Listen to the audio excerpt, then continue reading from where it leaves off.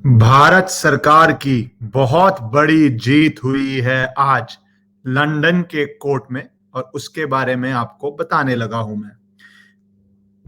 नीरव मोदी जो भारत से bank scam में कहते हैं लगभग 12-15 हजार करोड़ रुपए का स्कैम करके भागा था भारत से और यूके में था। और भारत सरकार चाह रही थी कि उसको वापस लेके आए, कि काला धन को वापस ला पाए, जो वो पैसा लेके गया है उसको वापस ला पाए। उसके लिए लीगल प्रोसेस होता है। जब कोई देश छोड़ के भाग जाता है और उसको वहां से लाना होता है तो एक्स्ट्राडिशन बोलते हैं इसको, उसकी प्रोसीडिंग्स होती हैं। भारत सरकार ने अपना पक्ष रखा और यूके के कोर्ट ने 3-4 बड़ी बातें मानी जो मैं बताता हूं आपको। पहला ये माना कि हाँ, केस जो नीरव मोदी के खिलाफ बोल रहे हैं वो केस बनता है। दूसरी बात ये माना कि नीरव मोदी एविडेंस की टैंपरिंग कर रहा था। तीसरा माना कि वो विटनेसेस को, जब इतना ज्यादा पैसा होता है, मैं नॉर्मल केसेस में आपको बोला है कि पुलिस हर केस में बोल देती है विटनेस को इन्फ्लुएंस करता है, आम आदमी नहीं कर पाता और कोर्ट्स को पता होता है ये बात।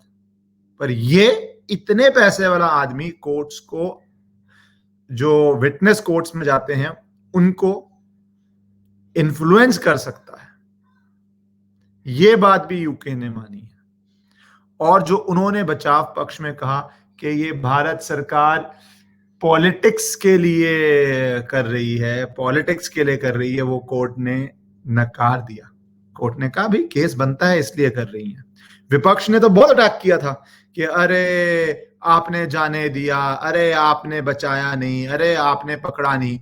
जबकि फैक्ट्स क्या थे कि लोन सारा, मेजॉरिटी ऑफ लोन तब दिया था जब बीजेपी पावर में भी नहीं थी।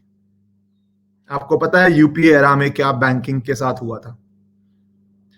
और भारत सरकार ने अपना पक्ष रखा और भारत के कोर्ट्स पे तो ये उंगली करते हैं बहुत बारी। आपको पता है कितनी स्टेटमेंट्स आई हुई हैं, मैं उसमें पढ़ना भी नहीं चाहता। अब क्या यूके कोर्ट में जहां पे एविडेंस पेश हुआ है उस पे भी उंगली उठाएंगे? तो बहुत बड़ी जीत हुई है भारत की।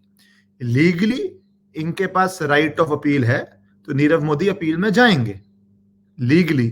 पर यूके में और बहुत देशों में मेजॉरिटी जो होता है वो ट्रायल कोर्ट में होता है। ओवरटर्न करना बहुत मुश्किल होता है बिकॉज जो सारा एविडेंस है वो ट्रायल में होता है। तो यहां पे बहुत बड़ी जीत हुई है भारत की। बहुत जरूरी है कि जो लोग हमारे देश का पैसा लेके बाहर भागे हों उनको वापस लाया जा पाए। यूके कोर्ट्स ने यह भी माना कि भारत में फेयर ट्रायल होगा, वो वैसे ही होगा, पर ये बाहर जाके पक्ष रखते हैं कि भारत में फेयर ट्रायल नहीं होगा, जुडिशरी नहीं होगी। वही जुडिशरी है।